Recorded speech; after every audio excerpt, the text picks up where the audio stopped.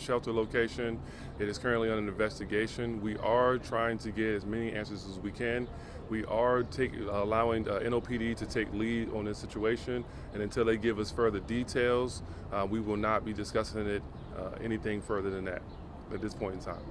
Okay. All right, so let's start here with Channel 4. So we understand a security guard broke up a knife fight and someone was slit in the throat and the security guard fired his weapon. Well, we don't have any details to discuss on that right now, but when it comes to certain details, NOPD will take lead on that. The three injured people, was it a security guard who was injured? A security guard was here. We can't give any more information other than that. Yep. Try to answer that for you. There were Just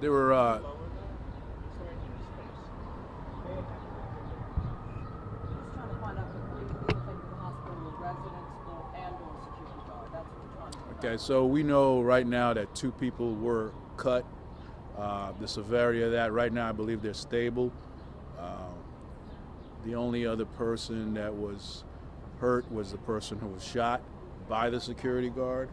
That was not an NOPD officer that shot. So I understand that initially came out. That is not what in fact happened. Three people other than the security guard who were hurt.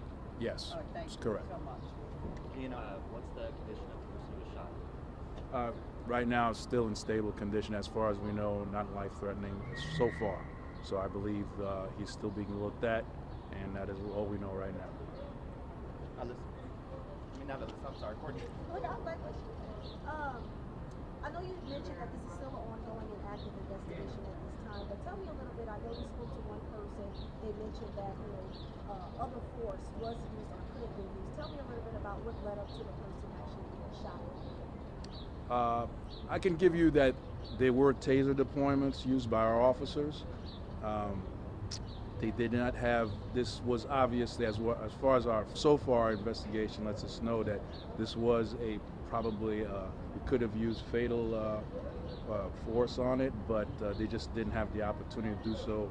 It would put the person the subject was holding in great danger, but apparently the security guard had the better angle to neutralize that threat.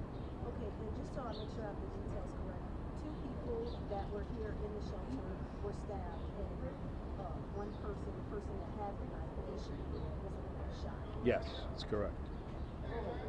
All right, Foxy. Yeah, so this is a condition review. This building has had multiple incidents. It's kind of a dilapidated building. Is there anything that the city is planning to do to try and address the condition of the building? Mm-hmm. Yeah, so right now we have a bunch of items that need to be addressed immediately. Those items have been already given over to property management and are being addressed as we speak. A couple of those things that are going to be immediate are issues with our elevator and the issue with our plumbing that has actually being worked on as we speak. We have 2 individuals working on elevators, and we have an entire group working on our plumbing system. Just a follow up to that, this is a low barrier facility, so does that present more challenges for you guys to try to mitigate crime that happens? It's low barrier to entry is not no barrier at all. So when people think low barrier, they think that there is no rules. That's not the case. What it is that we don't ask for identification or payment when you come into the shelter, but it does not mean that people can just walk in off the streets not be checked out. Our security officers check every individual who's on site to make sure that the individuals who are here are safe. So, could you explain some of those? Wait 1 second. Sophie. I apologize if you said this, you all started a little early, sorry about your repeating questions. Were the 3 people all residents of the shelter? The person who was shot and the 2 people who were stabbed, were they all shelter residents?